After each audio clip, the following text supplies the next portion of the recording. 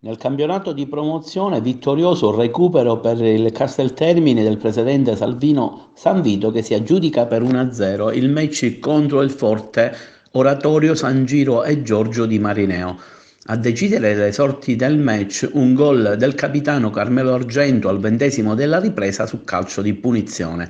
A fine partita Angelo Buscaglia ha intervistato l'allenatore del Casteltermini Angelo Vecchio e il direttore sportivo Antonio Messinese. Mister, è importante reagire dopo Vallelunga, una vittoria importante questa oggi. Si è visto di nuovo che la squadra lotta sempre, gioca a calcio, cose che pure che abbiamo fatto a Vallelunga. A Vallelunga possiamo dire la verità, abbiamo giocato noi palla a terra, pure il campo non lo permetteva, però abbiamo giocato palla a terra. Per episodi abbiamo perso la partita.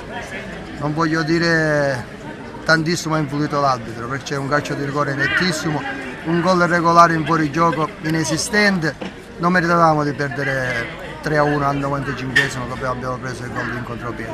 Oggi abbiamo dimostrato che questa squadra c'ha carattere, abbiamo giocato di nuovo con una grossa squadra e si è vista una squadra maschia veramente perché non ha giocato a calcio, l'abbiamo visto, penso che l'abbiamo visto tutti.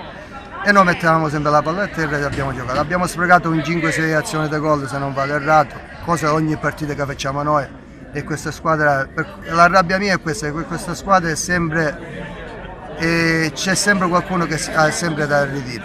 E questa squadra sinceramente non merita di nessun, non lo so, non merita sempre queste lamentele quando si perde o si pareggia una partita, perché è una squadra che corre e gioca, l'abbiamo visto tutti fino al 90esimo, 95esimo, una squadra che merita la classifica, anzi qualche punto in meno l'abbiamo, meritavamo pure altri punti sinceramente parlando il campo. Vittoria importante quest'oggi, Argento la risolve sul piazzato.